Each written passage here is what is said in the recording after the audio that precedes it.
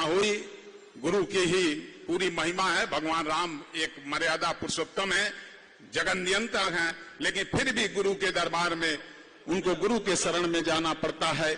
ऐसे परम पूज्य महाराज जी हैं। मैं परम पूज्य महाराज जी से निवेदन करता हूं कि अपने अमूल्य आशीर्वचन दे करके हम सभी को गौरवान्वित करें। परम पूज्य महाराज जी।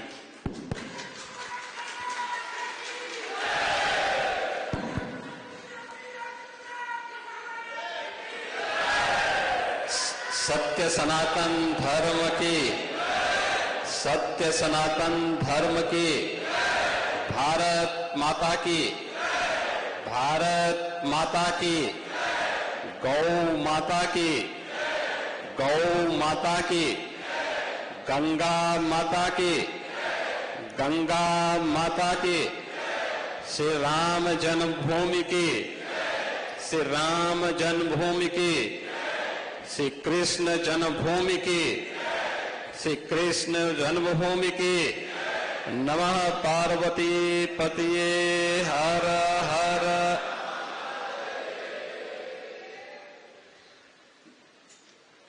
पवित्र व्यासपीठ पर विराजमान पूज्य आचार्य संत श्री शांतनु जी महाराज, मंच पर विराजमान और इस सभागार में उपस्थित सभी हमारे पूज्य संतजन, उत्तर प्रदेश सरकार में मंत्रिमंडल के मेरे सहयोगी श्री स्वतंत्र देव सिंह जी, सभी अन्य जनप्रतिनिधिगण, श्रद्धालुजन, पिछले 7 दिनों से आप सबने शांतनु जी महाराज के श्रीमुख से शिवावतार भगवान गोरक्षनाथ की इस पावन धरा पर मर्यादा पुरुषोत्तम प्रभु श्री राम की इस पावन कथा का श्रवण का आनंद लिया है।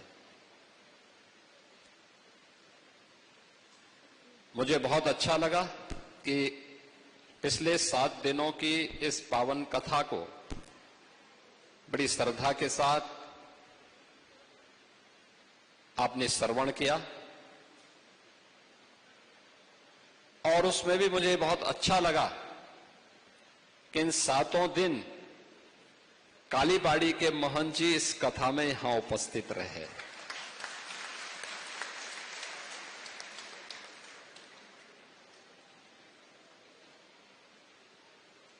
कथा तो भगवान राम की कथा, मर्यादा पुरुषोत्तम प्रभु श्री राम की कथा,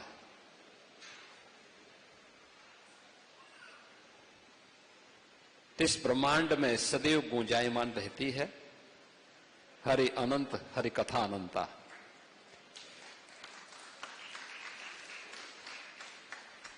लेकिन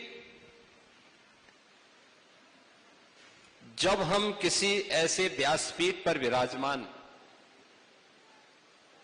कथा व्यास के श्रीमुख से, जिनका आचार और विचार एक जैसा दिखता है,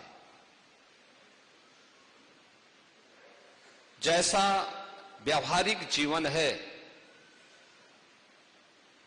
वही वैचारिक रूप से भी जब सुनने को मिलता है तो कथा प्रभावशाली दिखती है।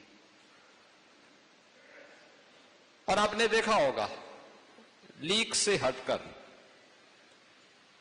आस्था को सम्मान देते हुए वर्तमान परिप्रेक्ष्य में मर्यादा पुरुषोत्तम भगवान श्री राम की इस पावन कथा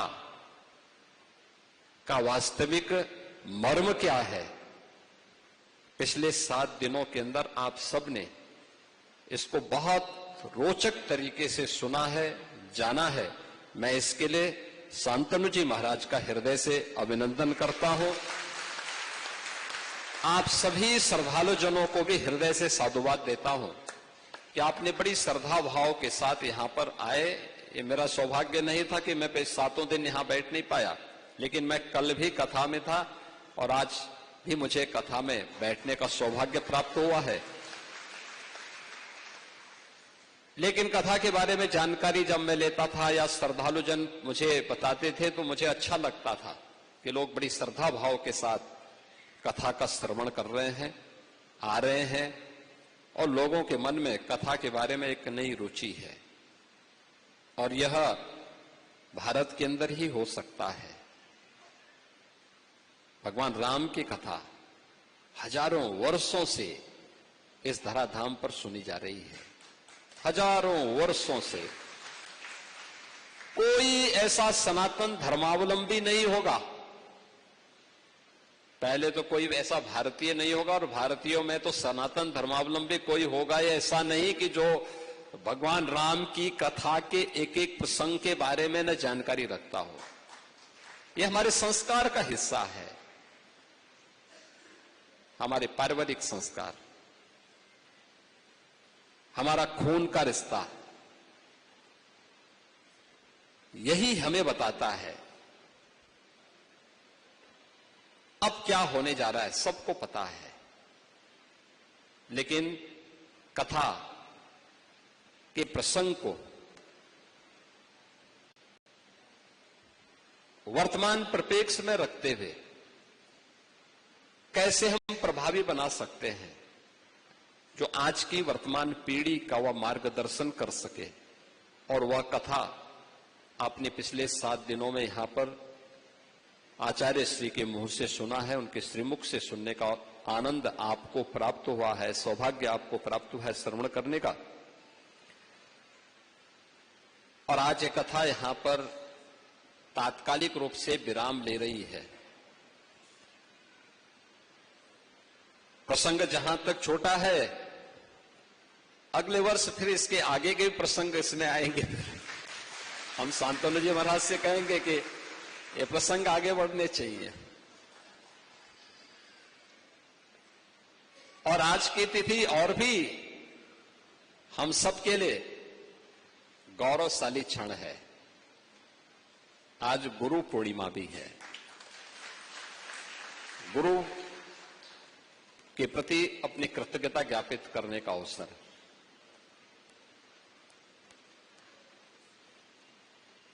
भारत के दुनिया के अंदर भारत एक ऐसा देश है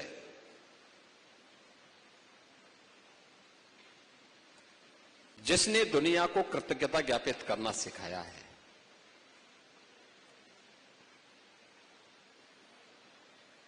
हनुमान जी महाराज और मैनाक पर्वत के बीच में जब संवाद होता है तो सनातन धर्म क्या है, उस सनातन धर्म की महिमा के बारे में यही बात सामने आती है कि कृते च प्रति कर्तव्यम ऐसा धर्म सनातन। अगर किसी ने आपके प्रति कुछ किया है तो उसके प्रति कृतज्ञता ज्ञापित करना, याद करना हमारे जीवन में हमारी ये सबसे बड़ी खूबी रही है। दुनिया के अंदर भारतीय इस मामले में सबसे ज्यादा जागरूक रहे हैं कि किसी ने भी कुछ आपके प्रति कभी कोई योगदान दिया है उसके प्रति कृतज्ञता ज्ञापित करना। और गुरु के प्रति, माता पिता के प्रति, अपने से बड़ों के प्रति और जीवन में उन सभी लोगों के प्रति जो आपके जीवन में किसी न किसी रूप में कोई योगदान दे रहे हैं। ये पर्व हम लोग भगवान वेद व्यास की जन्म तिथि के अवसर पर आषाढ़ पूर्णिमा के पुण्य तिथि को, पावन तिथि को हम लोगों ने गुरु पूर्णिमा के रूप में मनाना शुरू किया। ये तिथि अपने आप में महत्वपूर्ण है।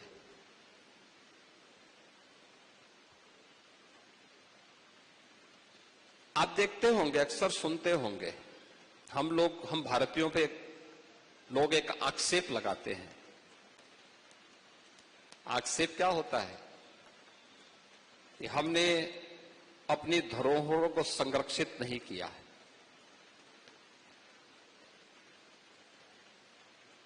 हमें विज्ञान के बारे में जानकारी नहीं, हमें आधुनिक ज्ञान की जानकारी नहीं, हम तथ्यों को तोड़ मरोड़ करके प्रस्तुत करने के आदी हैं और तमाम प्रकार के वितंडावाद के माध्यम से हम भारतीयों को बदनाम करने का प्रयास होता है।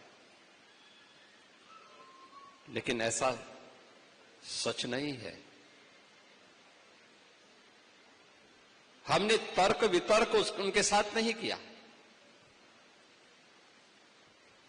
याद करिए, दुनिया के अंदर जो सबसे प्राचीन ग्रंथ है, आज दुनिया भी मानती है, वह वेद है, ऋग्वेद है। दुनिया जब अंधकार में जी रही थी,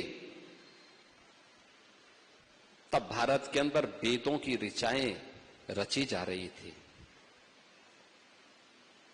अलग अलग कालखंड में अलग अलग ऋषि ने, याद करना, अलग अलग कालखंड में अलग अलग ऋषि ने चेतना के अपने विस्तार के माध्यम से ब्रह्मांड के उन रहस्यों को उन ऋचाओं के माध्यम से उद्घाटन किया।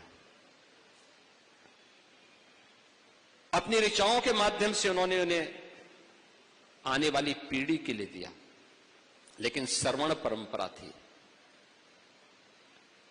उस परंपरा को पहली बार संहिताबद्ध करके अलग अलग भागों में अलग अलग वेदों के माध्यम से भगवान वेद व्यास ने जो उपकार सनातन धर्मावलंबियों पर और मानव जाति पर किया, उसके प्रति कृतज्ञता ज्ञापित करने का एक अवसर भी है।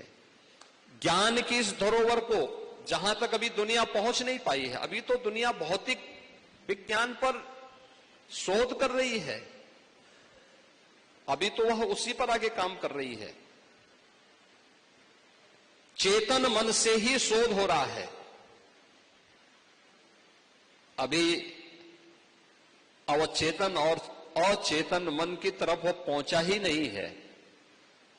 चेतना के विस्तार को जब अब उन ब्रह्मांड के रहस्यों को सुलझाने के लिए जाएगा, वैदिक सूत्र उस समय उसका मार्गदर्शन करेंगे। और ये हमारी धरोहर है, इसको एक साथ सजोने का काम अलग अलग कालखंड में अलग अलग ऋषियों की मंडली ने अलग अलग समय में किया। वे सब कुछ आज भी हमारे सामने है। वेद भी आपके पास है, वे स्थल भी आपके पास है। आप नैमिषारण्य में कभी जाएंगे, नैमिषारण्य में आज से 3500 वर्ष पहले हजारों ऋषियों की